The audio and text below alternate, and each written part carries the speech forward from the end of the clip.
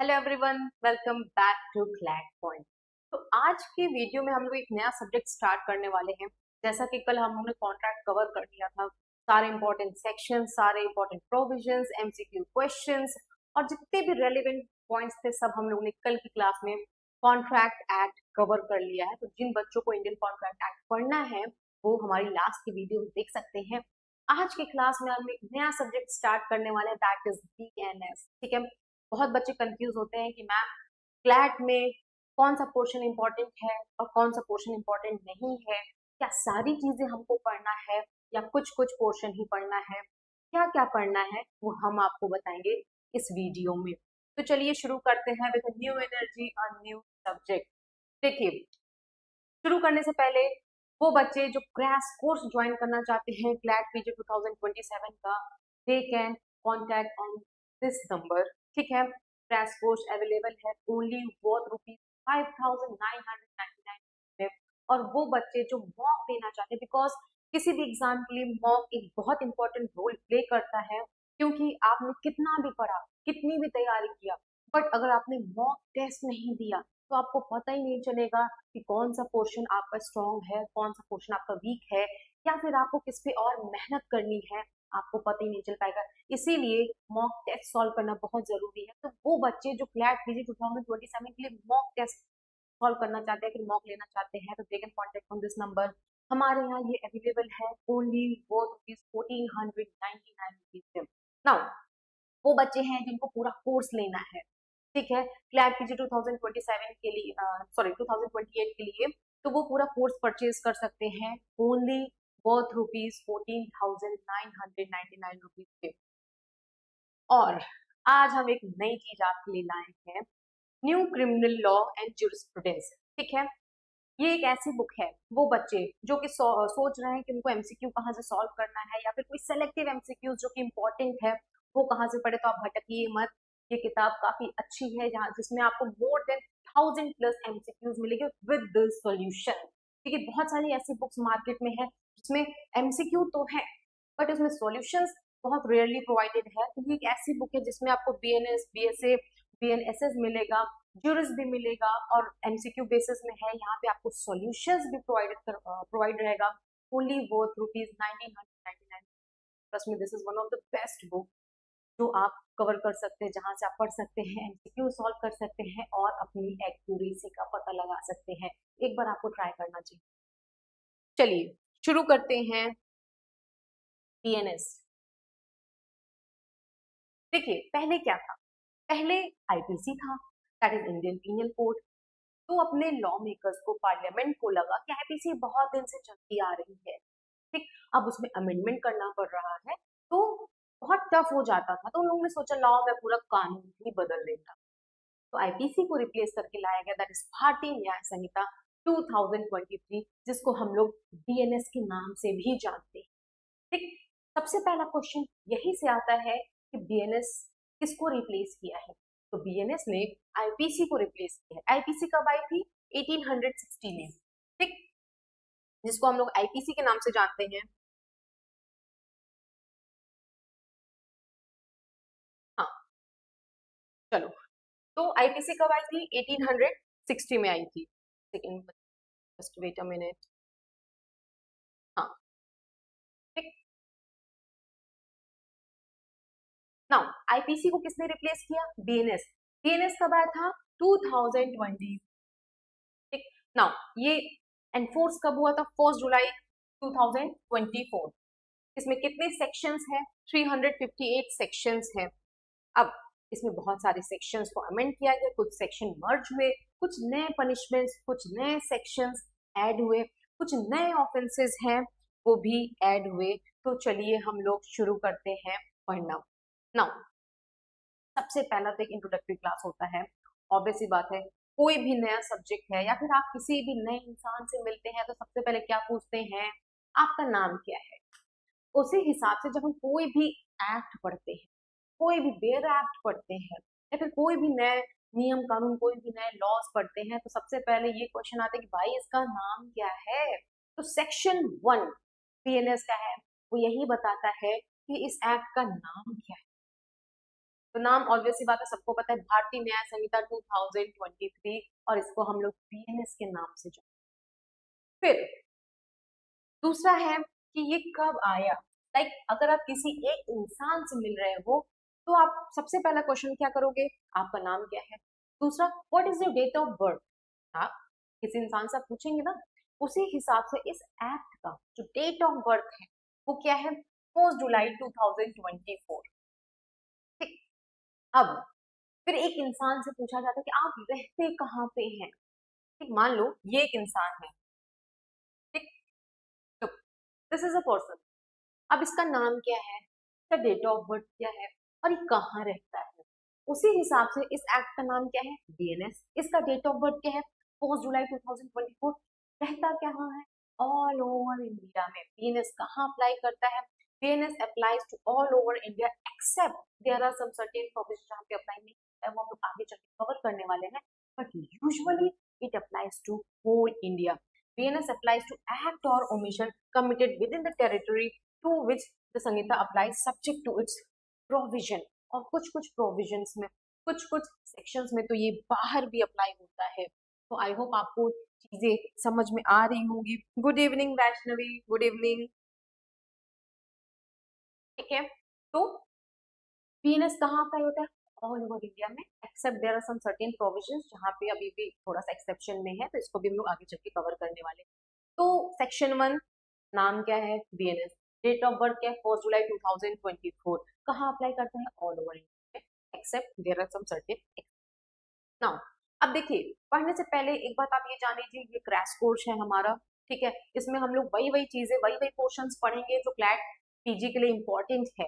अगर आपको पूरा सब्जेक्ट डिटेल में पढ़ना है, सेक्शन वाइज सेक्शन पढ़ना है, तो you can join our courses. वहां पे आपको डिटेल में हर एक सेक्शन की video, live classes plus recorded classes available रहेगा, तो आप हमारे कोर्सेज बैच ज्वाइन कर सकते हैं। वहां पे जुडिशरी से रिलेटेड भी आपको मिलेगा, और एपीओ जुडिशरी हो गया है, या फिर वो सारे टॉपिक रहेगा जो इवन एक लॉ का जो स्टूडेंट्स है सेमेस्टर्स में भी उसको जो टॉपिक रेलिवेंट है वो सारे आपको प्रोवाइड करवाया जाएगा। तो इस क्लास में सिर्फ हम लोग वही वही टॉपिक डिस्कस करेंगे जो क्लैट पीजी से रेलिवेंट है और जहां से क्वेश्चंस आते हैं। ठीक, नाउ एक्स्ट्रा टेरिटोरियल एप्लीकेशन। ठीक है, अभी तक हम लोग ने पढ़ा जो भी है वो पूरे इंडिया में अप्लाई होता है, बट इंडिया के बाहर भी कहाँ कहाँ अप्लाई होता है देखते हैं। सबसे पहला, कोई भी अगर इंडियन सिटीजन और वो जाके आउटसाइड इंडिया कोई ऑफेंस कमिट करता है तो उस पर भी बीएनएस अप्लाई। ऐसे मान लो ये एक पर्सन है, ठीक, ये चले गए नेपाल। अब नेपाल में जाके कर रहे हैं चरस गांधी की तस्करी, या फिर वहां पे जाके किसी का मर्डर कर दिए, तो इन पे भी बीएनएस अप्लाई होगा। ये नहीं कह सकते कि मैंने तो ऑफेंस किया है लेकिन मैंने तो इंडिया के बाहर ऑफेंस किया है। नहीं, आप है तो सिटीजन इंडिया के ही ना। तो इसीलिए अगर कोई इंडियन सिटीजन से तो बाहर, कोई भी सिटीजन जाके बाहर कोई ऑफेंस कर दे रहा है, तो ये इस बात से नहीं बच पाएगा कि नहीं भाई मैं तो इंडिया में ऑफेंस नहीं किया हूँ, मैंने तो बाहर किया है, मुझे किस बात की सजा मिल रही है। नहीं, आपको सजा मिलेगी क्योंकि आप इंडियन सिटीजन हैं। तो अगर कोई इंडियन सिटीजन क्या करता है, कोई ऑफेंस कमिट करता है आउटसाइड द इंडिया, तो भी वो बीएनएस में डील किया जाएगा, पनिशमेंट उसको अंडर बीएनएस दिया जाएगा। Now next, Indian registered ship or aircraft. An offence committed by a person on ship or aircraft registered in India may fall within BNS. अब देखो, बहुत बच्चे इसमें कंफ्यूज होते हैं, लेकिन आपको समझने वाली बात क्या है कि वो एयरक्राफ्ट या वो शिप जो कि इंडिया में रजिस्टर्ड है, अगर उस पे कोई भी व्यक्ति ऑफेंस कर रहा है, कोई भी अपराध कर रहा है, तो भी लाइबल होगा अंडर बीएनएस। या फिर जो तीसरा है, कोई ऐसा offence which is targeting a computer resource in India. ठीक है, कोई भी बाहरी बैठा इंसान, फॉर एग्जाम्पल अगर कोई भी बंदा नेपाल में बैठ के इंडिया के कंप्यूटर को, रिसोर्सेज को टारगेट कर रहा है, हैक करने की कोशिश कर रहा है, कोई इंपॉर्टेंट इंफॉर्मेशन निकालने की कोशिश कर रहा है, तो भाई इंडिया उसको बख्शेगा नहीं, कहेगा इधर आओ, आ जाओ। फिर इनको बीएनएस के तहत पनिश किया जाएगा। ठीक, चलो अब देखो बीएनएस कब आया, कैसे आया, ये सब तो हम लोगों ने पढ़ लिया, बट बीएनएस में है क्या। तो बीएनएस देखो, बेसिकली जो हमारे लॉज है वो 3 पार्ट में डिवाइडेड है। जो मेजर लॉज की मैं बात करूं that is BNS, BSA and BNSS.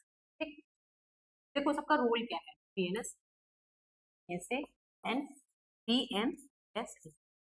BNS क्या बताता है कि कब कौन सा एक्ट आपका ऑफेंस होगा, कब कौन सा एक्ट या ओमिशन अपराध माना जाएगा, ये बताता है बीएनएस। चलो आपने अपराध पारित कर दिया, ठीक, कोई एक व्यक्ति है, ए ने कोई चोरी कर दिया, ठीक, A has committed a theft. चलो अब इसको पुलिस पकड़ेगी, पुलिस पकड़ेगी, मजिस्ट्रेट के सामने जाएगा, इसका ट्रायल चलेगा, एग्जामिनेशन होगा, क्रॉस एग्जामिनेशन, मतलब ट्रायल का जो प्रोसेस है वो कहाँ से पता चलता है, बीएनएसएस से पता चलता है। भाई इनको इन्वेस्टिगेशन कैसे होगा, चार्जशीट किसमें फाइल होगी, ठीक है, ट्रायल कैसे होगा, वो कहाँ से पता चलता है, बीएनएसएस से पता चलता है। अब बीएसए का रोल क्या है कि कौन सा जो एविडेंस है, भाई इसने चोरी की तो क्या सीसीटीवी फुटेज रेलिवेंट है कि नहीं, क्या इसको एग्जामिनेशन किया जाएगा, क्रॉस एग्जामिनेशन किया जाएगा, या फिर इसको किस तरीके से इसको कन्विक्ट किया जाएगा, कौन कौन से क्वेश्चंस, कौन कौन से एविडेंसेस रेलिवेंट है, कहाँ से पता चलता है, भारतीय साक्ष्य अधिनियम से, बीएसए से पता चलता है। तो तीनों एक्ट जो है वो एक दूसरे से कनेक्टेड है। यू कैन से ये जो तीनों एक्ट है that is BNS, BSA, BNSS, ये कनेक्टेड है। बीएनएस क्या बताता है, कौन सा एक्ट ऑफेंस है, बीएनएसएस कैसे क्या बताता है कि अगर वो एक्ट ऑफेंस है तो आप उसका ट्रायल कैसे करेंगे, इन्वेस्टिगेशन कैसे होगा, चार्जशीट कैसे फाइल की जाएगी, और बीएसए क्या बताता है कि अगर इन केस कोई एविडेंस है तो वो कैसे एडमिसिबल होगा, कब कोई फैक्ट रेलिवेंट होगा, एग्जामिनेशन कैसे होगा, क्रॉस एग्जामिनेशन कैसे होगा, अगर किसी ने स्टेटमेंट बिफोर पुलिस ऑफिसर दिया है तो उसकी रेलिवेंसी क्या होगी, ये सारी चीजें क्या बताता है, बीएसए बताता है। ठीक है, तो हम लोग क्या पढ़े, ये बीएनएस, बीएनएस में क्या पढ़ेंगे, कब कौन सा एक्ट ऑफेंस है या फिर कब कौन सा ओमिशन ऑफेंस है। भाई देखो हमेशा एक्ट ही ऑफेंस नहीं होता है, ओमिशन भी ऑफेंस होता है। फॉर एग्जाम्पल आपने किसी को खाना नहीं दिया, ए है, ए ने बी को पकड़ के कमरे में बंद कर दिया और 1 महीने तक खाना नहीं दिया। यहाँ पे ए ने जो काम किया वो ओमिशन में किया है, मतलब उसको नहीं दिया है। अब ए ये नहीं कह सकता कि नहीं मैंने तो बी को छुआ तक नहीं है, एक डंडी तक नहीं मारी, एक तमाचा तक नहीं मारा, तब भी ये मर गया, तो मेरी क्या गलती, गलती है आपने अपना ओमिट किया, आपने एक एक्ट है, आपने आपको जो करना था वो आपने नहीं किया, इसलिए भी आप लायबल होंगे। तो वो एक्ट या वो ओमिशन जो ऑफेंस में आता है ये बताता है, ठीक, क्लियर, ये एक्ट क्या है, क्लियर है। चलो अभी तक हम लोग ने नाम पढ़ लिया, ठीक, what is the name of this act, कब आया था वो भी पढ़ लिया है, ठीक है।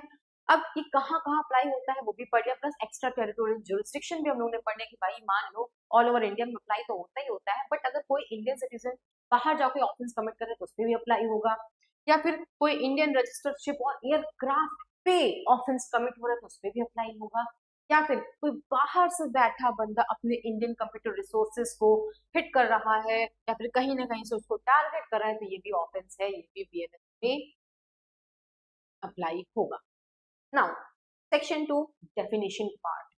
अब देखिए जब आईपीसी था तो डेफिनेशन पार्ट पूरा स्कैटर्ड था, फॉर एग्जांपल एक्ट कहीं और दिया गया, ओमिशन कहीं और दिया गया, एनिमल डेफिनेशन बाद में दी, बट जब बीएनएस बना तो लॉ मेकर्स की कोशिश थी कि सारी चीजें अल्फाबेटिकल वाइज में अरेंज हो ताकि बच्चे जो पढ़ रहे हैं उनके लिए आसानी हो पढ़ने में, प्लस याद करने में भी आसानी, कोई दिक्कत ना हो। तो इसीलिए सेक्शन 2 क्या है, ये डेफिनेशन क्लॉज है, ये बताता है एक्ट किसे कहा जाएगा, चाइल्ड कौन होगा, या फिर फ्रॉडुलेंट एक्ट किसे कहते हैं, ये सारी चीजें सेक्शन 2 में बताई जाएगी। तो इन केस अगर क्वेश्चन होता आता है कि section 2 deals with what, definition, ठीक है, आपको क्या टिक करना है, डेफिनेशन। तो सबसे पहला डेफिनेशन है एक्ट। हम लोग ने पढ़ा कि भाई ऐसा कोई एक्ट, बच्चे अगर कोई ऐसा एक्ट जो कि ऑफेंस है वो बीएनएस में पता चलता है तो ये एक्ट क्या है। सबसे पहला क्वेश्चन आता है कि एक्ट क्या है, तो एक्ट में include a series of act. अब देखो वैसे तो इनकी डेफिनेशन तो बहुत महान वाली ही रहती है, एक्ट में एक सिंगल एक्ट भी आता है और एक सीरीज ऑफ एक्ट भी आता है। चलो बताते हैं कैसे, एक एग्जांपल समझते हैं। मान लो ए है, ए ने बी को एक थप्पड़ मारा, हो गया ऑफेंस, ठीक, हर्ट में। लेकिन ये सिंगल एक्ट है, एक तमाचा मार के गायब हो गया।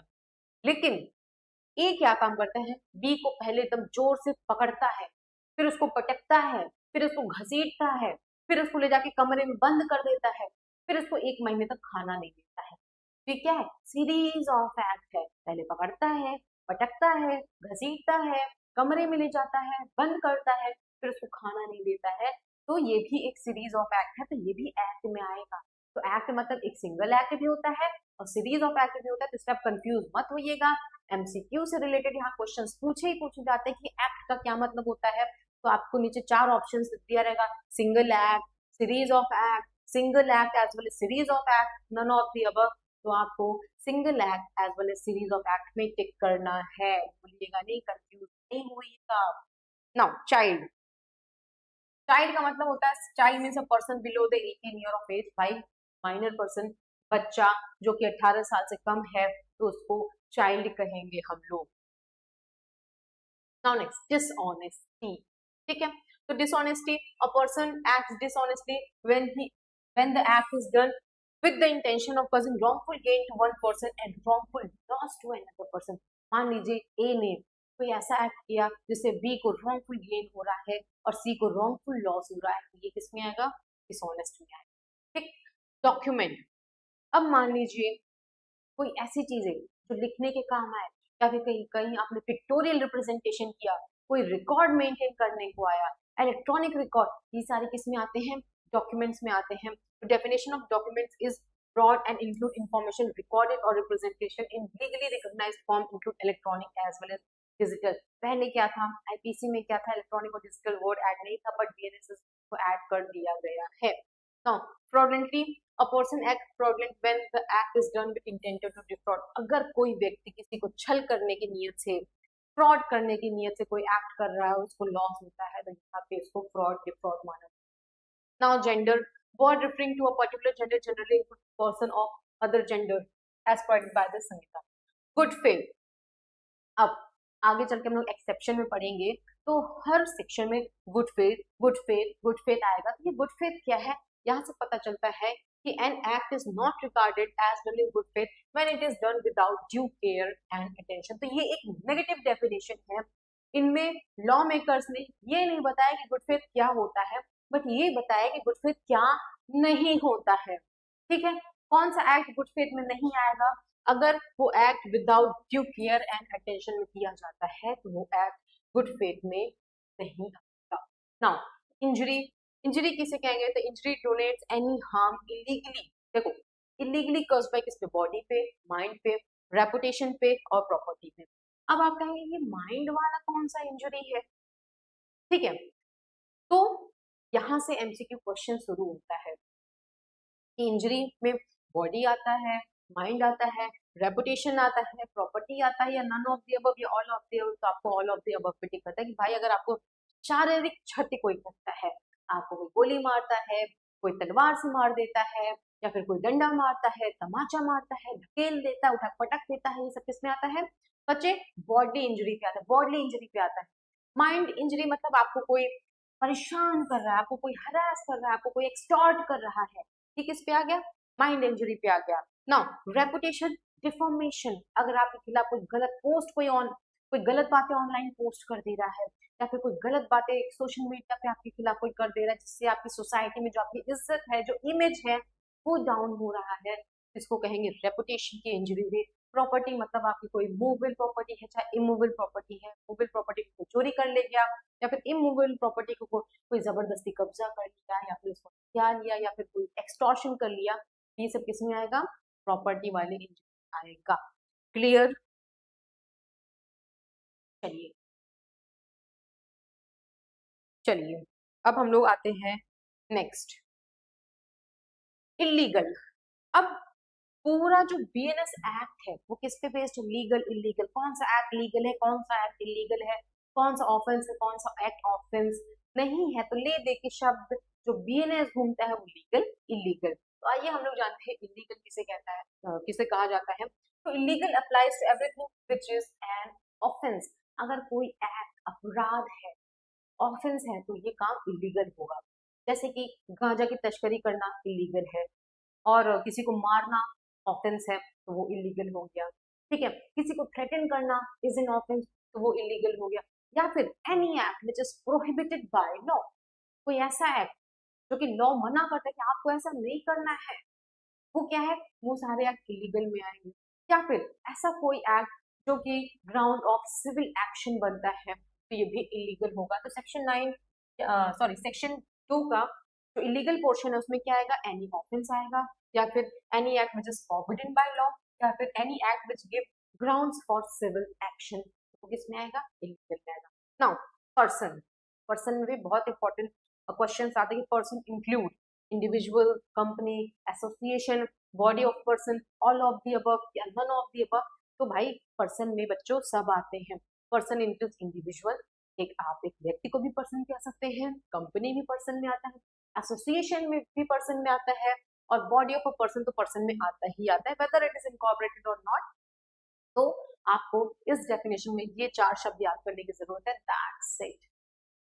नाउ पब्लिक सर्वेंट, अब आपने एक लेटेस्ट में एक केस देखा होगा, वो बच्चे जो कि एक्टिव रहते हैं सोशल मीडिया पे थोड़ा बहुत, तो एक ऐसा इंसिडेंट हुआ सुप्रीम कोर्ट में जहां पे एक वर्ड यूज किया गया था, I order you mister public servant, जो भी है आपको पता होगा। तो पब्लिक सर्वेंट कहाँ से आया, यहाँ से आया, ठीक है। तो public servant, BNS provides a broad statutory definition of a public servant, ठीक है। इसमें वो सारे कैटेगरीज इन्वॉल्व हैं जो कि पब्लिक ड्यूटी परफॉर्म करते हैं। देखिए ये जितने डेफिनेशंस हम लोग ने पढ़ा है ये सारे इंपॉर्टेंट है क्लैट पॉइंट पीजी के लिए, ठीक है। पीजी से रिलेटेड, क्लैट पीजी से रिलेटेड इंपॉर्टेंट है, तो आप इसको अच्छे से पढ़िएगा, इसको इग्नोर मत करिएगा, और कोशिश करिएगा चीजें थोड़ा सा आप सेक्शंस याद करने की कोशिश करिएगा, क्योंकि बीएनएस में बहुत सारे सेक्शंस है और सेक्शंस आपको याद करना ही पड़ेगा, बाकी प्रोविजंस मैं समझाऊंगी आपको, ठीक। नाउ जनरल एक्सप्लेनेशन, वो एक्सप्लेनेशन जो जनरली सब पे अप्लाई करता है, देखते हैं सेक्शन 3, ठीक। Section 3 contain general principle that help to interpret BNS provision. अब बीएनएस का अगर इंटरप्रिटेशन करना है तो सेक्शन 3 को ध्यान में रख के आपको पढ़ना है। अब इसीलिए इसका नाम जनरल एक्सप्लेनेशन रखा गया कि generally it applies to each and every provisions, आप इसको स्किप नहीं कर सकते हैं। तो सेक्शन 3(1) क्या बताता है, every definition of an offence, every penal provision or every illustration is to be understood subject to a general exception contained in BNS। अब देखो यहाँ जनरल एक्सप्लेनेशन है, यहाँ जनरल एक्सेप्शंस है, तो कोई भी प्रोविजन अगर आप पढ़ रहे हैं, कोई भी एक्ट, कोई भी ऑफेंस, कोई भी इलस्ट्रेशन, कोई भी प्रोविजन आप पढ़ रहे हैं, तो वो जनरल एक्सेप्शन को ध्यान में रखते हुए आपको पढ़ना है। For example, if an act apparently falls within the definition of the offense but it is protected by general exceptions, criminal liability may not arises। मान लीजिए ए ने बी को गोली मारा, this act is an offence, A ने B को गोली मारा, यहाँ पे ऑफेंस हो रहा है, लेकिन बाद में ये पता चलता है ए क्या है, इंसेन पर्सन है, ए पागल है, तो क्या उसको जनरल एक्सेप्शंस का बेनिफिट मिलेगा, बिल्कुल मिलेगा।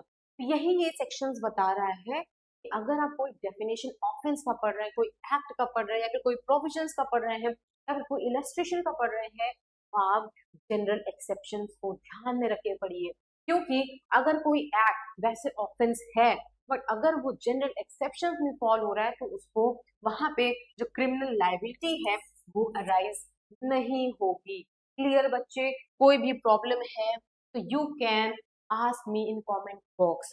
क्लियर, चलिए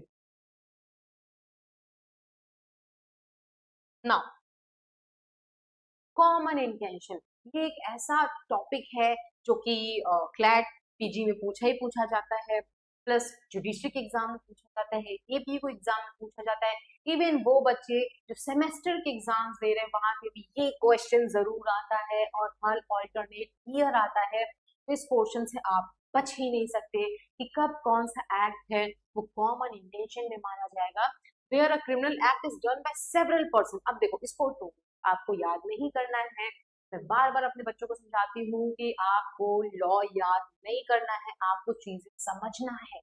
सेक्शंस आप याद कर लो चलेगा, बट आपको प्रोविजन समझना है।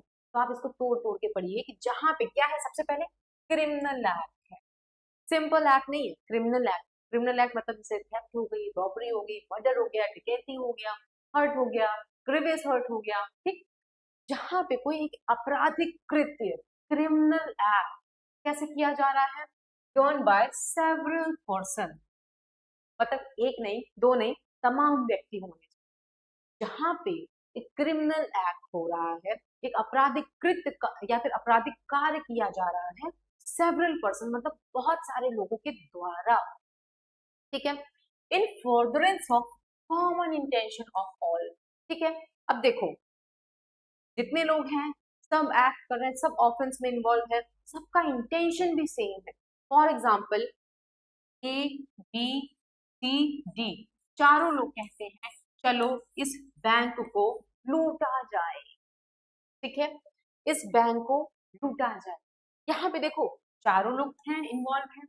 अब लूट करना इज एन ऑफेंस, तो क्रिमिनल एक्ट है, डन बाय सेवरल पर्सन, मतलब भाई बहुत लोग हैं।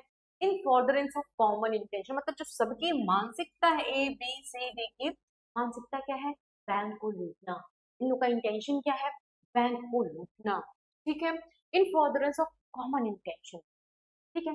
तो ये सेक्शन क्या कहता है कि भाई देखो, एक तो तुम लोगों ने क्रिमिनल एक्ट किया, ठीक है, ऊपर से बहुत लोग मिल के किए, ऊपर से तुम सबकी मानसिकता भी एक है, भाई बैंक को लूटना, तो तुम लोग लाइबल भी सब एक ही ऑफेंस के लिए होगे।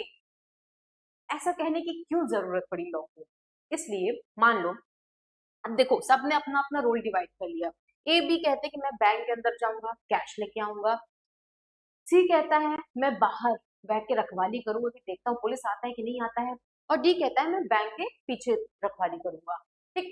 चारों लोग ने अपना रोल बांट लिया।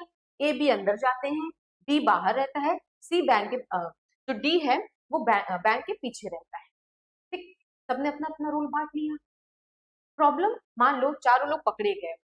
अब सी कह रहा है कि देखिए मैं तो बैंक के अंदर गया ही नहीं था, मैं तो सिर्फ बैंक के बाहर खड़ा था। डी कहता है मैं तो बाहर भी नहीं खड़ा था, मैं तो बैंक के पीछे खड़ा था। और ए और बी कहते हैं कि नहीं, अब बैंक लूटना था तो मैं तो अंदर गया ही था।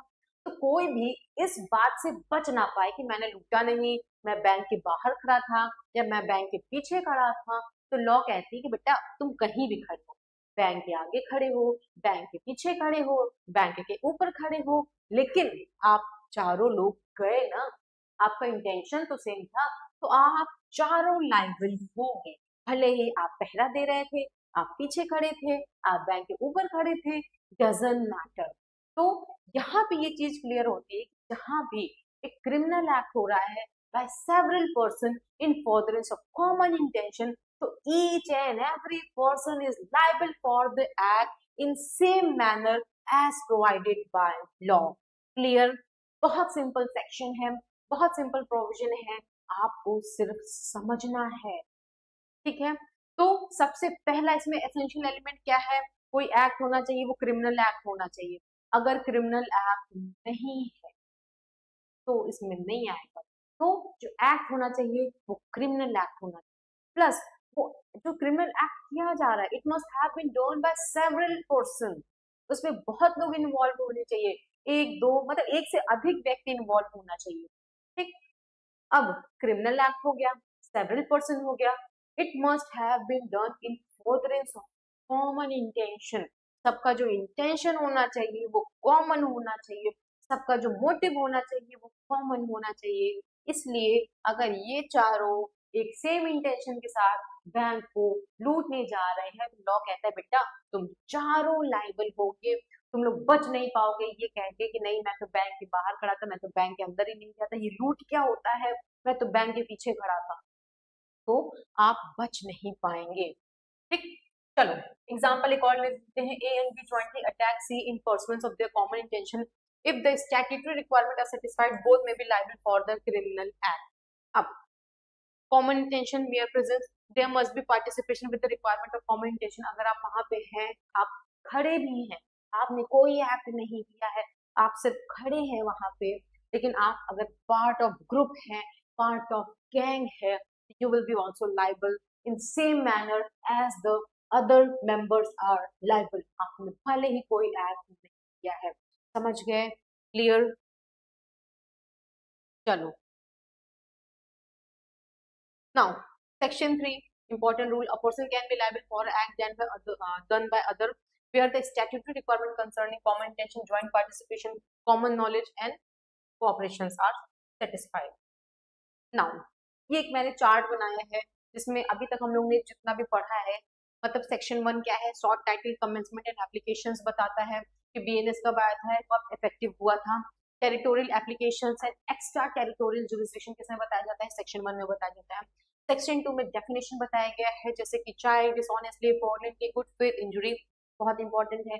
और सेक्शन 3 में general explanation plus common intention बताया गया है। ये इंपॉर्टेंट पोर्शंस है जहां से क्वेश्चंस आता है क्लैट पीजी पे, तो आपको इसको स्किप बिल्कुल नहीं करना है, इसको रिवाइज करते रहना है, बार बार पढ़ना है, ठीक है। और मॉक टेस्ट सॉल्व करना है। मॉक टेस्ट सॉल्व करने में गलती हो रही है, आप नहीं समझ पा रहे कहाँ से आप मॉक टेस्ट सॉल्व करें, या फिर आपको कोई सोर्सेज नहीं मिल पा रहा है, तो you can contact with us and we will provide you best से बेस्ट मॉक टेस्ट जहां से क्वेश्चंस आएंगे ही आएंगे, और देयर आर चांसेस कि इंपॉर्टेंट क्वेश्चंस उसमें सब रहते हैं, तो आप मॉक टेस्ट हमारे यहाँ से ले सकते हैं। Now chapter 2 punishment. अभी तक हम लोग ने ऑफेंस देख लिया कि ऑफेंस क्या होता है, एक्ट क्या होता है। अब भाई सजा की भी तो बात है, पनिशमेंट भी तो मिलना चाहिए। मान लो कोई एक्ट है, हम लोग ने लाख बता दिया कि भाई ये ऑफेंस है, ये ऑफेंस है, ये ऑफेंस है, लेकिन अगर उसमें सजा ही नहीं है तो काहे का ऑफेंस, काहे का अपराध। ठीक है बच्चों, तो चैप्टर 2 जो है वो पनिशमेंट पे बेस्ड है। अब देखो, जब आईपीसी था तो पनिशमेंट कम थी, ठीक, लेकिन जब बीएनएस आया तो उसमें पनिशमेंट बढ़ गया, कम्युनिटी सर्विसेज में बढ़ा दिया गया। अब लॉ मेकर्स ने कहा कि नहीं थी भाई, जो छोटे मोटे अपराध हैं, जैसे कि अगर कोई एक व्यक्ति दारू पी के रात भर हल्ला मचाया, किसी को परेशान किया, उसके लिए कौन सी हम उनको डेथ पेनाल्टी दे देंगे या फिर इम्प्रिजनमेंट फॉर लाइफ दे देंगे, क्या उनको कर देंगे, इसीलिए इनको कम्युनिटी सर्विस दे दिया जाएगा। जैसे कि चलो पूरे मोहल्ले में झाड़ू लगाओ, ये क्या है, कम्युनिटी सर्विस है। तो इसमें ये बीएनएस में ये चीज यूनिक देखा गया कि चलो ठीक है, डेथ पेनाल्टी है, इम्प्रिजनमेंट फॉर लाइफ है। इम्प्रिजनमेंट दो टाइप के हैं, रिगुलर सिंपल है, फॉरफीचर ऑफ प्रॉपर्टी है, फाइन है, लेकिन एक नई पनिशमेंट जो ऐड की गई दैट इज कम्युनिटी सर्विस, वो इसमें ऐड की गई है। और ये रेलिवेंट है, ये बहुत इंपॉर्टेंट पॉइंट है, यहाँ से क्वेश्चंस भी आएंगे। Which of the punishment has been newly added in the which was not provided in IPC? तो आपको किस पे टिक करना है, कम्युनिटी सर्विस पे टिक करना है। तो there are 6 types of punishment which has been provided by BNS। Numbers भी पूछता है, इसीलिए हमने कहा there are 6 type of punishments, ठीक है। यूजुअली क्वेश्चंस कैसे बनता है कि how many type of punishments are provided under BNS। एक ऑप्शन रहेगा 2 टाइप ऑफ पनिशमेंट, दूसरे ऑप्शन में रहेगा 4 टाइप ऑफ पनिशमेंट, तीसरे ऑप्शन में रहेगा 5 टाइप्स ऑफ पनिशमेंट, और चौथे ऑप्शन में रहेगा 6 type of punishment. So you have to take a 6 types of punishment, ठीक। नाउ सबसे पहला जो डेथ पनिशमेंट है, डेथ, ओ माय गॉड, मतलब सबसे ऊपर एकदम भयंकर वाले पनिशमेंट को रखा गया, डेथ पनिशमेंट, ठीक है। अब चलो ठीक है, सबसे पहले डेथ पनिशमेंट को रखा गया, एकदम भयंकर बवाली पनिशमेंट। फिर उसके बाद थोड़ा कम भयंकर पनिशमेंट को रखा गया, दैट इज चलो इसमें तुमको जिंदा छोड़ दे रहे हैं, इम्प्रिजनमेंट फॉर लाइफ, इसमें जान से मार दे रहे हैं। दूसरे वाले में जिंदा छोड़े तो है, लेकिन आपको पूरे जीवन जेल में बिताना होगा, that is imprisonment for life, ठीक। नाउ तीसरा वाला इससे थोड़ा सा हल्का पनिशमेंट है, imprisonment. Imprisonment are of 2 type, that is rigorous और सिंपल इम्प्रिजनमेंट। रिगरस वाले में क्या होता है कि आपको जेल के अंदर रह के खेती करनी होगी, मजदूरी करनी होगी, कोई ऐसा काम करना होगा और पैसा कमाना होगा।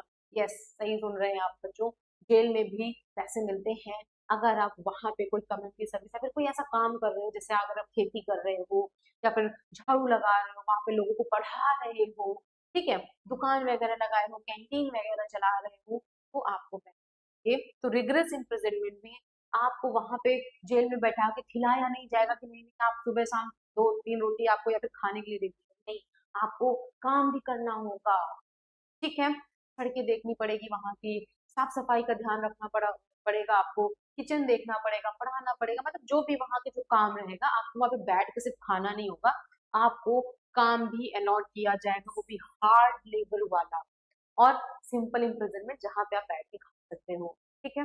तो सबसे ऊपर क्या आता है, डेथ आता है, वही लोगों को जान से मार देना, डेथ पेनाल्टी। फिर उसके नीचे थोड़ा सा लाइट वाला आता है, इम्प्रिजनमेंट फॉर लाइफ। फिर इसको नीचे थोड़ा सा लाइट आता है, दैट इज इम्प्रिजनमेंट। फिर उसके नीचे फॉरफीचर ऑफ प्रॉपर्टी आता है, फिर फाइन आता है, और लास्ट में से एक भोला भाला वाला पनिशमेंट जो होता है, दैट इज कम्युनिटी सर्विस, ठीक है। समझ गए कितने टाइप्स ऑफ पनिशमेंट है, कौन कौन से है, तो याद कर लीजिएगा, there are 6 types of punishment has been provided in BNS. और नया पनिशमेंट जो ऐड किया गया है वो है कम्युनिटी सर्विस, और यहाँ आएगा, देख लीजिएगा। चलिए next, section 5, that is commutation of sentence. अब कम्यूटेशन का मतलब होता है कि एक सेंटेंस को दूसरे सेंटेंस से रिप्लेस किया जाना चाहिए। फॉर एग्जांपल, जैसे कि अगर किसी को डेथ पनिशमेंट दिया गया है, तो मर्सी पे मर्सी पे अगर अप्रोप्रिएट गवर्नमेंट चाहे तो उसको इम्प्रिजनमेंट फॉर लाइफ में कन्वर्ट कर सकते, बट ये सब में नहीं होता है, rarest of the rarest case में होता है। द अप्रोप्रिएट गवर्नमेंट में commute punishment into another punishment according to the provision of Bharatiya Nagarik सुरक्षा संहिता 2000। ठीक, अब क्वेश्चन यहाँ से क्या बनता है कि कौन कम्यूट कर सकता है, तो अप्रोप्रिएट गवर्नमेंट। क्या बच्चों यहाँ पे ध्यान रखना, बहुत क्वेश्चंस यहाँ पे आते हैं और बच्चे कंफ्यूज होते हैं कि who can commute the punishment. Number 1 president, number 2 governor, number 3 appropriate government, और नंबर 4 एमपी एमएलए। तो आपको अप्रोप्रिएट गवर्नमेंट पे टिक करना है, ना कि प्रेसिडेंट पे टिक करना है, ना कि गवर्नर पे टिक करना है, ना कि एमपी एमएलए पे। You have to tick on appropriate government, क्योंकि वेयर एक्ट में अप्रोप्रिएट गवर्नमेंट किया है। तो बच्चे यूजुअली अपना दिमाग लगा के आते हैं कि नहीं नहीं प्रेसिडेंट टिक कर देते हैं, president is head of the state, अरे नहीं नहीं गवर्नमेंट टिक कर देते हैं, गवर्नर टिक कर देते हैं, या फिर एमपी एमएलए टिक कर देते। तो नहीं, आपको अप्रोप्रिएट गवर्नमेंट पे टिक करना है, और यहाँ से क्वेश्चंस हैं वो आते। चलिए next, fractions of terms of punishment for. अब देखो यहाँ पे बहुत बच्चों के दिमाग में एक कंफ्यूजन रहता है कि इम्प्रिजनमेंट फॉर लाइफ मतलब 20 years ओनली। नहीं, ऐसा नहीं है। इम्प्रिजनमेंट फॉर लाइफ का मतलब होता है पूरे आजीवन कारावास। लेकिन अगर आपको फ्रैक्शंस कैलकुलेट करना है, if you have to calculate the fractions of terms of punishment, मतलब फ्रैक्शन मतलब if you have to calculate a portion of a punishment, तो उस पोर्शन में 20 year आएगा। ठीक, for calculating a fraction of terms of punishment imprisonment for life, मतलब minimum 20 साल तो होगा ही होगा। ठीक, इम्प्रिजनमेंट फॉर लाइफ मतलब पूरा जीवन होता है, बट अगर आप एक पोर्शन उसे चाहते कि नहीं भाई, मतलब फॉर एग्जाम्पल एक सर्किल है, ठीक, इसका फ्रैक्शन क्या है, ये पोर्शन, ये कितना है 20 साल, तो मिनिमम 20 साल तो होगा ही होगा। तो इसलिए प्लीज बच्चों आप इस चीज को मिसअंडरस्टूड मत करो कि इम्प्रिजनमेंट फॉर लाइफ 20 year नहीं, यहाँ पे जो वर्ड है फ्रैक्शन, इस पे फोकस करिए। फ्रैक्शन का मतलब एक मिनिमम 20 years होगा ही होगा। तो इसीलिए यहाँ से क्वेश्चंस भी बहुत आते हैं, बच्चे कंफ्यूज भी बहुत होते हैं। बच्चों कंफ्यूज मत होना इसमें। Fraction of terms of punishment का मतलब होता है इम्प्रिजनमेंट फॉर लाइफ का मतलब 20 years होता है। नाउ नेक्स्ट, रिग्रेस और सिंपल। हमने आपको बताया रिग्रेस इम्प्रिजनमेंट का मतलब क्या होता है कि वहां पे आपको सिर्फ बैठ के खाना पीना नहीं है, आपको खेती भी करना है, मजदूरी भी करना है, और आपको बहुत हार्ड वर्क भी करना पड़ेगा। सिंपल में आप सिर्फ बैठ के खाना पीना खा सकते हो। तो अगर where an offence is punishment with imprisonment of either description, the court may direct the imprisonment shall be wholly rigorous, wholly simple, partly rigorous or partly simple. अब देखो होली रिग्रेस मतलब पूरा सजा, मतलब जितनी भी सजा है सब रिग्रेस वाली है। होली सिंपली मतलब जितनी भी सजा है सब सिंपल इम्प्रिजनमेंट। पार्शली रिग्रेस और पार्शली सिंपल मतलब आधी सजा रिग्रेस है और आधी सजा सिंपल है।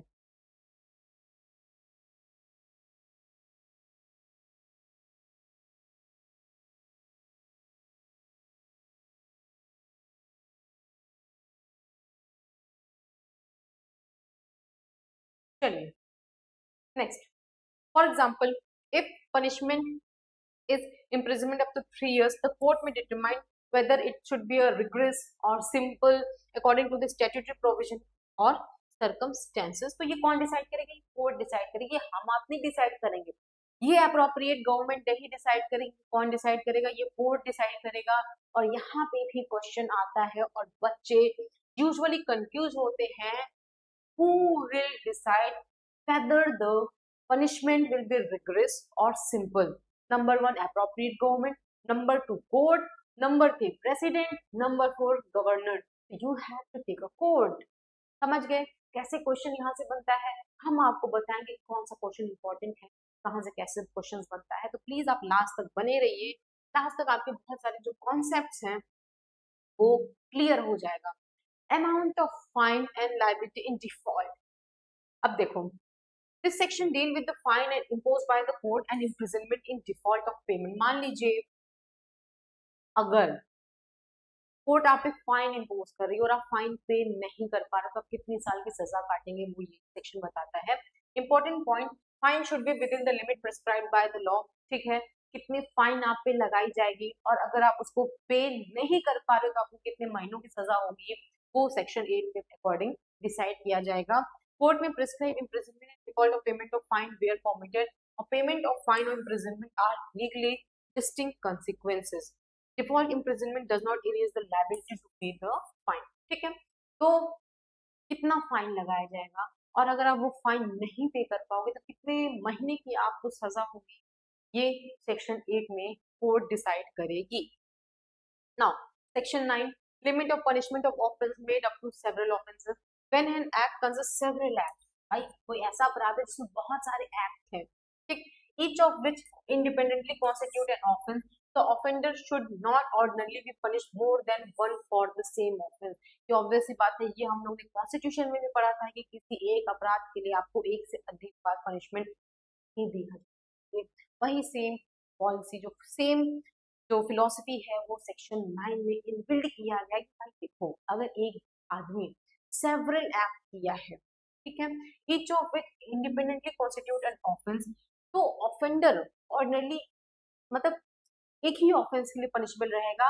ये नहीं है कि आपको सारे मतलब सेम ऑफेंस के लिए बार बार पनिश किया जाए।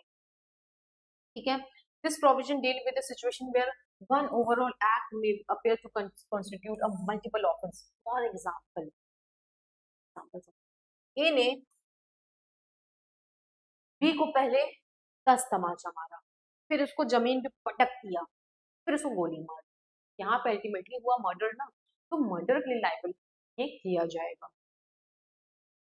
चलो section 10, punishment where it is doubtful which offence was committed. अरे भाई यहाँ पे डाउट है कि भाई इसने कौन सा ऑफेंस किया है, तो जहां पे ऐसी सिचुएशन आ रही है जहाँ पे कोर्ट को डाउट हो रहा है कि इसने इस बंदे ने कौन सा अपराध किया है, तो वहां पे जो नियम कानून जो बीएनएस कहता है, जो सेक्शन 10 कहता है कि अगर ऐसी सिचुएशन है आपके सामने, अगर डाउट है कि उस बंदे ने कौन सा अपराध किया है, बहुत सारे उसने ऑफेंसेस कर दिया, तो जो सबसे छोटा वाला है वो दे दो।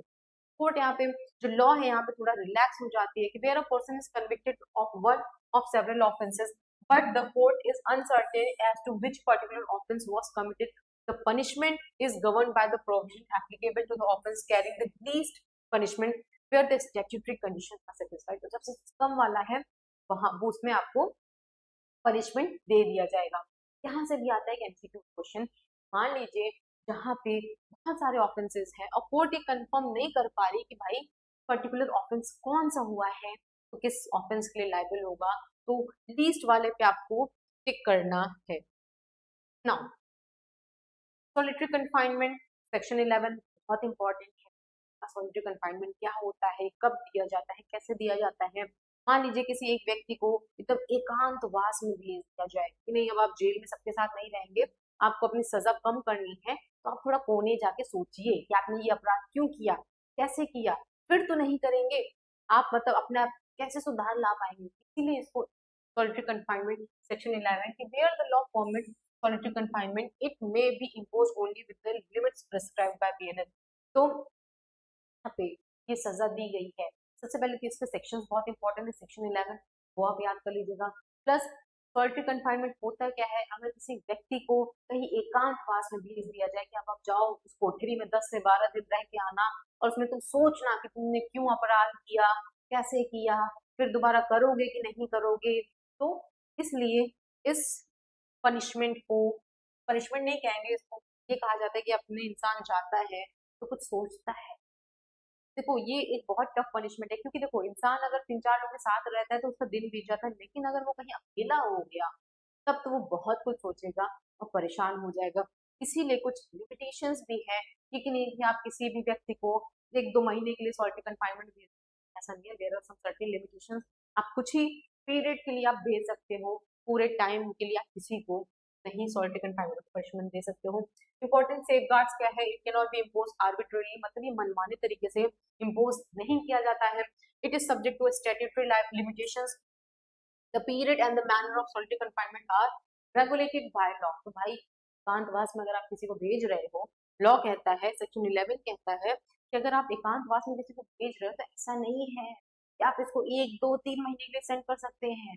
आप पहली बात तो आर्बिट्रेरी तरीके से नहीं भेजेंगे, दूसरी बात जो पीरियड्स, जो लिमिटेशंस प्रोवाइडेड है, आप उसी के तहत रह के आप किसी को पनिशमेंट में भेजेंगे। तो सेक्शन 11 सॉलिटरी कन्फाइनमेंट बहुत इंपॉर्टेंट सेक्शन है ये। Section 12 is also very important. Limits of solitary confinement. A law place restriction on the extent to which a solitary confinement can be imposed, मतलब कब तक solitary confinement impose किया जा सकता है। Now, next, section 13, enhancement of punishment for certain offences after previous conviction। मान लीजिए कोई एक व्यक्ति है, बार बार अपराध करता है, उसकी आपराधिक प्रकृति का व्यक्ति है, तो उसके लिए क्या होता है भाई, पहली बार हो सकता है आपको छोटा थोड़े से अपराध में आपको थोड़े से ही पनिशमेंट में आपको छोड़ दिया जाए, बट अगर आप बार बार ऑफेंस कमिट कर रहे हो, आप सुधरने का नाम ही नहीं, भाई आपकी सजा जो है वो बढ़ा दी जाएगी। फॉर एग्जाम्पल, एक व्यक्ति है, इसने एक बार चोरी किया और 2 साल की जेल काट के बाहर आ गया, फिर भी ये नहीं सुधर रहा है, चोरी पे चोरी चोरी पे चोरी किया जा रहा है, तो सेक्शन 13 कहता है कि ठीक है बेटा, आप एक बार कन्विक्ट किए जा चुके हो, where a person has been previously been convicted for a certain specified offense and subsequently commit another offense of the relevant category, मतलब आप फिर से चोरी कर रहे हो, मतलब आप एकदम भयंकर वाले चोर हो, तो यहाँ पे एनहांसमेंट ऑफ पनिशमेंट अप्लाई किया जाएगा, मतलब previous conviction plus subsequent qualifying offence, तो जो एनहांसमेंट ऑफ पनिशमेंट आपको जो दोबारा जो सजा दी जाएगी वो बढ़ा के सजा दी जाएगी। तो बच्चों ये ग्राफ है, ये चार्ट है जो हमने तैयार किया है, जिससे आपको एक इजी जो फोकस है, एक इजी तरीके से आप याद कर लेंगे कि सेक्शन 4 में पनिशमेंट है, सेक्शन 5 में कम्युटेशन है, सेक्शन 6 में फ्रैक्शन है कि भाई लाइफ इम्प्रिजनमेंट का जो फ्रैक्शन होगा, देखो यहाँ पे पूरी लाइफ इम्प्रिजनमेंट की बात नहीं हो रही है, मैं बार बार कह रही हूँ, सिर्फ एक फ्रैक्शन मतलब एक पोर्शन के बारे में बात हो रही है। सेक्शन 4 में पनिशमेंट 6 टाइप्स ऑफ पनिशमेंट, यहाँ से एमसीक्यू क्वेश्चंस आते ही आते हैं। सेक्शन 5 कम्युटेशन, कौन government appropriate government can commute the punishment of an accused person, question यहाँ से आता ही आता है। Fraction section 6 life imprisonment 20 years ही होगा, फ्रैक्शन की बात हो रही है, यहाँ पे होल लाइफ इम्प्रिजनमेंट की बात नहीं हो रही, I am repeating again and again, यहाँ पे बच्चे फ्रैक्शन की बात हो रही है, ठीक। Now section 7 imprisonment, rigorous simple दोनों हो सकता है, कि कोर्ट डिसाइड करेगी, यहाँ पे अप्रोप्रिएट गवर्नमेंट का कोई रोल नहीं है, यहाँ से भी क्वेश्चन आता है क्लैट पीजी में। Section 8 fine, fine plus default imprisonment, मतलब मान लीजिए जहाँ पे अगर फाइन दिया गया है और फाइन आप नहीं पे कर पाए, तो वहां पे आपको कितने महीने की सजा सुनाई जाएगी in default of payment of fine, वो बताता है सेक्शन 8, यहाँ से क्वेश्चन आते हैं। Section 9 several offence, limits multiple punishment, ठीक है, बहुत सारे अपराध है, लेकिन ये नहीं कि आप भाई एक अपराध के लिए एक से बार से अधिक सजा दोगे। मान लो एक अपराध है, उसको 2 लोग ने एफआईआर दर्ज करवाई, तो एक बंदा है, एक ही उसको सजा दो, बार बार नहीं देना है, ठीक। सेक्शन 10 डाउटफुल ऑफेंस है कि भाई डाउट है बंदे ने अपराध किया है कि नहीं किया है, तो जो लीस्ट वाला है उसको देख के उसको फुर्सत कर दो। सेक्शन 10 सेक्शन 11 सॉलिटरी कन्फाइनमेंट, ठीक है। Section 12 limit of solitary confinement, मतलब कैसे आप, मतलब सेक्शन 12 जो है वो ये बताता है कि आप कितने टाइम तक किसी को सॉलिटरी कन्फाइनमेंट भेज सकते हो, आर्बिट्रेरी तरीके से, ये कि नहीं कि आपको जब तक मन किया तब तक आपने भेज दिया। एंड मोस्ट इंपॉर्टेंट सेक्शन 13, जहाँ पे अगर एक बंदा ऑलरेडी कन्विक्ट हो चुका है सेम नेचर ऑफ ऑफेंस के लिए, सेम अपराध के लिए, और फिर से वही अपराध कर रहा है, तो उसकी पनिशमेंट इस बार उसको बढ़ा के दी जाएगी, ये बताता है सेक्शन 13। क्लियर?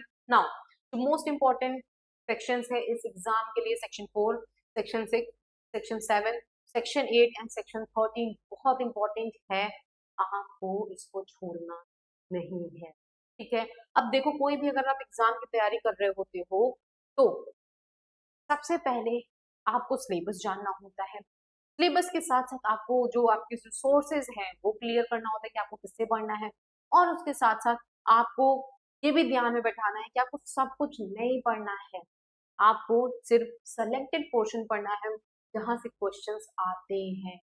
ये कि नहीं कि आपको सारी चीजें, अब बीएनएस में बहुत सेक्शन है बट आपको सारे सेक्शन नहीं पढ़ना है। I am repeating again and again, आपको सारे सेक्शंस नहीं पढ़ना है, सिर्फ वही सेक्शन पढ़ना है जो कि इम्पोर्टेंट है।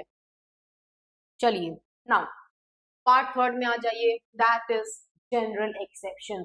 जब हम लोग सेक्शन 3 पढ़ रहे थे जनरल एक्सप्लेनेशन में, तो सबसे पहला क्वेश्चन हम लोग ने यही पढ़ा था कि आप कोई भी प्रोविजन, कोई भी ऑफेंस, कोई भी इलस्ट्रेशंस, कोई भी एग्जांपल अगर आप पढ़ रहे हैं तो आप जनरल एक्सेप्शन को ध्यान में रखते हुए पढ़ेंगे। तो अब भाई जनरल एक्सेप्शन की बात आ गई है, तो section 14 to 44 and chapter 3 of BNS क्या डील करता है, जनरल एक्सेप्शन के बारे में डील करता है। This provision explain circumstances in which an act although apparently an offence but does not constitute an offense because the required criminal liability is absent or a legal justification is right। मान लो ये एक बच्चा है, 7 साल का बच्चा है, एक बच्चा है 7 साल का है, ठीक। अब इसने चला दिया एक आदमी पे बंदूक, वो आदमी मर गया, ठीक। ऑल्दो देखा जाए, प्राइमा फेसाई देखा जाए तो अगर कोई एक व्यक्ति सामने वाले व्यक्ति को मारता है तो वो ऑफेंस होता है, वो मर्डर में आता है and that will punishment under this act. But ये जो 7 साल का बच्चा है ये जनरल एक्सेप्शन में आएगा, और जो 7 साल के बच्चों के नीचे अगर कोई ऑफेंस हो रहा है तो वो ऑफेंस की कैटेगरी में नहीं आता है। क्यों नहीं आता है हम आपको बता दें। देखिए ऑफेंस, कोई भी एक्ट ऑफेंस होने के लिए दो चीज जरूरी, मेंस रिया, एक्टस रिया। मेंस रिया मतलब गिल्टी माइंड, एक्टस रिया मतलब गिल्टी एक्ट, ठीक। मेंस रिया प्लस एक्टस रिया, और ये दोनों का होना मैंडेटरी है किसी भी एक्ट को ऑफेंस बनाने के लिए।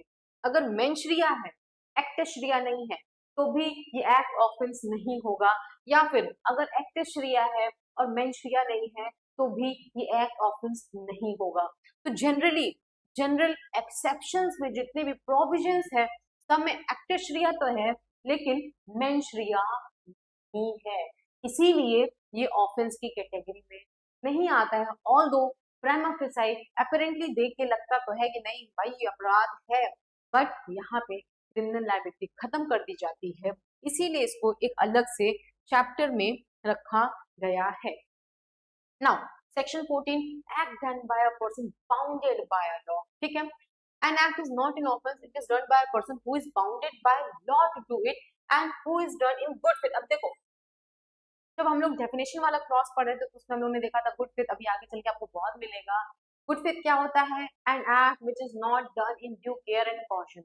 तो समझ गए, तो good faith believe himself to be bound by law to do it. For example a police officer arrest a person under lawful authority, the act of arrest does not constitute a wrongful confinement. अब देखो कोई एक व्यक्ति है, एक police officer है, he is bounded by law to do the duty. अगर कोई समान व्यक्ति है, जैसे मान लो ए एक नॉर्मल पर्सन है, ए को पकड़ने जाता है, तो यहाँ पे ए ने ऑफेंस कर दिया। क्यों? क्योंकि भाई अब किसी इंसान को पकड़ ले जा रहे हो, you are wrongfully confining that person, तो you will be liable under BNS. But उसी जगह एक पुलिस वाला है जो कि बाउंडेड बाय लॉ है टू डू एन एक्ट, या फिर बाउंडेड बाय लॉ है to perform his or her duty. उसी जगह पुलिस वाला अगर बी को पकड़ने जा रहा है तो पुलिस वाला will not be liable for any of the offence. ठीक, क्यों? क्योंकि he is bounded by law to do. ठीक है, अब एक और एग्जांपल ले लेते हैं। फॉर एग्जांपल पुलिस को डी को पकड़ना था, ठीक है, गलती से इसने सी को पकड़ लिया, ठीक, गलती तो हुई, लेकिन यहाँ पे जो पुलिस वाला है वो लायबल नहीं होगा because he was doing the act which he was bounded by law to do and he was doing that act in good faith. यहाँ पे इसका जो इंटेंशन था वो गुड फेथ में था, तो this person will not be liable for the offence. Now section 15, act done by a जज व्हेन एक्टिंग जुडिशियली। अब मान लो कोई एक जज है, जुडिशियल मजिस्ट्रेट है, उसने किसी को सजा सुना दिया। अब आप तो कहेंगे अरे आपने तो उसको मरवा दिया, ये तो ऑफेंस हो गया। यहाँ पे आता है सेक्शन 15 कि अगर कोई एक्ट जज के द्वारा किया गया है while he was acting judicially, तो in the exercise of power given by law is protected, तो वो लायबल नहीं होगा। For example A judge order imprisonment according to the law. Judge is not criminally liable merely because the order cause harm to the person. ठीक है, मान लो जज साहब ने किसी को कहा कि आप उसको इम्प्रिजनमेंट फॉर लाइफ दे दीजिए या फिर डेथ की पनिशमेंट दे दीजिए, तो जज विल नॉट बी लाइबल कि because he is founded by law, ये उसकी ड्यूटी है और वो तब कर रहा है when he is acting judicially. तो जज साहब will not be liable under section 15। बहुत इजी सेक्शन है, 14 भी बहुत इजी है, 15 भी बहुत इजी है। चलिए section 16 act and pursuant to judgement और ऑर्डर ऑफ द कोर्ट। मान लो जज साहब ने फांसी की सजा दे दी, ठीक, एक व्यक्ति है जिसकी ये ड्यूटी है कि उस जो ऑर्डर है उसको कंप्लीट करे, ठीक, किसी एक बंदे को फांसी पे चढ़ाए, तो मतलब जो भी उसका प्रोसेस होता है वो कंप्लीट करे, ठीक। तो अब भाई किसी को फांसी पे चढ़ा के जान से मारना इज एन ऑफेंस, बट यहाँ पे A is bounded by the order of the जज। अब जज खुद तो आएगा नहीं फांसी पे चढ़ाने, जज ने ऑर्डर दे दिया, ठीक, इसको फांसी पे चढ़ाया जाए। अब जो बंदा उसको फांसी पे चढ़ा रहा है वो भी पनिशेबल नहीं होगा, उसको भी जो जनरल एक्सेप्शंस में इसको भी डिफेंस मिलेगा अंडर सेक्शन 16 कि अगर कोई भी एक्ट किया जा रहा है इन परसुएंट ऑफ जजमेंट और ऑर्डर ऑफ अ कोर्ट, अगर कोई भी व्यक्ति a person is acting in pursuant of judgment और order of a court is protected when the act is done in good faith or and in accordance with the legal authority, ठीक है। an officer executes a lawful warrant issued by the competent court। समझ गए? एक और example हम लोगों ने ले लिया, तो इसमें सबसे फिट एग्जांपल जो बैठता है वो फांसी वाला बैठता है कि अगर कोर्ट ने ऑर्डर किया इस इंसान को फांसी पे चढ़ाया जाए, तो जज साहब खुद तो आएंगे नहीं फांसी पे चढ़ाने, किसी न किसी को भेजेंगे या फिर कोई पर्सन नियुक्त किया गया होगा फांसी पे चढ़ाने के लिए। तो वो पर्सन जो नियुक्त किया गया है he will be also protected by section 16 of the BNS कि अगर वो कोई ऐसा एक्ट कर रहा है जज साहब के ऑर्डर पे या फिर ऑर्डर ऑफ अ कोर्ट कोई एक्ट कर रहा है तो he will be not be liable. Now mistake of fact, हम लोग ने मिस्टेक ऑफ फैक्ट कॉन्ट्रैक्ट में भी देखा था, यहाँ पे भी देख रहे हैं। अगर कॉन्ट्रैक्ट में मिस्टेक ऑफ फैक्ट है, दोनों party under mistake of fact है तो कॉन्ट्रैक्ट वॉइड होगा, सिर्फ एक पार्टी है तो कॉन्ट्रैक्ट वॉइडेबल भी नहीं होगा, वॉइड की तो बात छोड़ दीजिए, contract will be a fully valid contract. यहाँ पे देखते हैं क्या सिचुएशन है। Section 17 act done by person justified or by mistake of fact believing himself to be justified. A person is protected when he is justified by law in the doing of an act or he is in good faith belief because of the mistake of fact he is justified by law, so the person will be protected under section 17। अगर कोई व्यक्ति mistake of fact में और good faith में कोई act कर रहा है तो वो ऑफेंस नहीं माना जाएगा। Mistake of fact can be defence but mistake of law can not be defence at all. Ignorance of law is not excuse, ये बहुत मैक्सिम्स है जो बच्चे जो सेमेस्टर्स में होंगे वो पढ़े ही पढ़े होंगे, BNS स्टार्टिंग में भी या फिर जो IPC पढ़े थे वो भी पढ़े ही होंगे। इग्नोरेंस ऑफ फैक्ट तो एक्सक्यूज है but ignorance of law is not excuse at all, ठीक है। तो अगर मिस्टेक ऑफ फैक्ट है वो अगर गुड फेथ में है, ठीक है, और वो जस्टिफाइड बाय लॉ है तो ठीक है भाई इस बंदे को छोड़ दिया जाएगा। For example a person sees someone apparently committing a serious offence and because of genuine mistake of fact restrain him believing he has lawful authority, यहाँ पे उस बंदे को छोड़ दिया जाएगा, वो लायबल नहीं होगा। नाउ सेक्शन 18 एक्सीडेंट, अगर कोई व्यक्ति लॉफुल एक्ट कर रहा है और उसमें एक्सीडेंट हो जाता है तो person will not be liable for any of the offence और उसको डिफेंस मिलेगा अंडर सेक्शन 18। बच्चों I am repeating again and again, class में जो हम लोग पढ़ रहे हैं वो एक क्रैश कोर्स है और जितने भी इंपॉर्टेंट सेक्शंस हैं सिर्फ वही हम लोग कवर करने वाले हैं। अगर आपको डिटेल में पढ़ना है तो आप हमारे कोर्सेज ज्वाइन कर सकते हैं, वहां पे आपको डिटेल में सारे सेक्शंस को एलेबोरेट करके पढ़ाया जाएगा। तो प्लीज आप ये मत कहिएगा कि मैम आप ऐसे क्यों पढ़ा रहे हैं, सिर्फ वही पोर्शन फोकस कर रहे हैं जो सिर्फ क्लैट TG के एग्जाम से रेलिवेंट है, वही पोर्शन हम लोग सिर्फ फोकस कर रहे हैं। एक्सीडेंट सेक्शन 18 बहुत इंपॉर्टेंट है। Accident in doing lawful act, अगर कोई ऐसा एक्ट है जो लॉफुल है और उसमें कहीं से एक्सीडेंट या फिर मिसफॉर्च्यून हो जा रहा है विदाउट एनी क्रिमिनल इंटेंशन और knowledge in while doing a lawful act in lawful manner by lawful way means with proper care and caution, तो वो एक्सीडेंट की डेफिनेशन में आएगा और the person will be protected under section 18। तो इसका formula क्या है, लॉफुल एक्ट होना चाहिए, लॉफुल मैनर में होना चाहिए, लॉफुल मीन्स में होना चाहिए, प्रॉपर केयर एंड कॉशन होना चाहिए, और एक्सीडेंट होना चाहिए, मिसफॉर्च्यून इवेंट होना चाहिए तो ऑफेंस नहीं होगा. This is very important section for mains point of view also. Pre के लिए तो इम्पोर्टेंट है, क्लैट के लिए भी इम्पोर्टेंट है, एपीयू के लिए इम्पोर्टेंट है, और जुडिशरी के एग्जाम के लिए इम्पोर्टेंट है. सेक्शन जो एक्सीडेंट का सेक्शन है, सेक्शन 18, वेरी ठीक. Now necessity. देखो एक्सीडेंट में क्या होता है, गलती से हो गया, मतलब आपके हाथ में नहीं थी वो चीजें. मिसफॉर्चून मतलब दुर्भाग्यवशपूर्ण वो हो गया, ठीक है, आपको कोई इंटेंशन नहीं था, आपकी कोई गलती नहीं थी, आप अपना काम सही से कर रहे थे, बट दुर्भाग्यवशपूर्ण मिसफॉर्चुनेटली या फिर अनफॉर्चुनेटली एक्सीडेंटली वो चीजें हो गई थी, you will B not be liable, क्योंकि वो चीजें आपके भी हाथ में नहीं था. नेसेसिटी में क्या होता है कि कोई आपकी वो जरूरत है, ठीक, तब अगर कोई आपने एक्ट किया तो लाइफ ऑफेंस में नहीं माना जाएगा. फॉर एग्जाम्पल एक घर है, एक घर में लग गई बहुत सारी आग, ठीक, अब अंदर एक लड़का था और एक बच्चा था, ठीक, अब लड़का देख रहा है कि अगर उसने बच्चे को नहीं फेंका तो वो बच्चा जल के मर जाएगा, मतलब नीचे नीचे जो लोग खड़े होते हैं, अगर उनको नहीं दिया, कैच नहीं करवाया, तो वो बच्चा जल के मर जाएगा. तो ये लड़का क्या काम करता है, उस बच्चे को ऐसे फेंक देता है ताकि लोग उसको कैच कर ले और बच्चा बच जाए. अगर ऐसे एक्ट में अगर थोड़ा सा हार्म उस बच्चे को हो गया तो वो जो बंदा है, बचाने वाला जो लड़का है, वो लायबल नहीं होगा. क्यों? क्योंकि यहाँ पे नेसेसिटी थी. तो section 19, act likely to cause harm, मतलब थोड़ा मोड़ा अगर हार्म हो गया है but done without criminal intention, तो उसके लिए वो बंदा लायबल नहीं होगा. And act is not an offence merely because if it is cause harm, if it is done without criminal intention to cause harm, intention नहीं है. जैसा कि हमने बताया, एक्टशरिया मेंशरिया दो चीज होना चाहिए, यहाँ पे एक्टशरिया है बट मेंशरिया नहीं है. No criminal intention, but if it is done good faith to prevent or avoid other harm to a person or property. तो यहाँ पे जो बच्चा है, जो आदमी है जिसने बच्चे को फेंका था ताकि बच्चे की जान बच जाए, वो लायबल नहीं. तो आई होप आपको आज की क्लास काफी इंटरेस्टिंग लगी हो. आगे हम लोग कल इसी टाइम पे मिलते हैं, इसी एनर्जी के साथ हम लोग मिलेंगे, ताकि आगे के जो सेक्शंस है वो हम लोग फिर से डिस्कस कर सके. तो आई होप आपको आज के लेक्चर्स काफी पसंद आया होगा.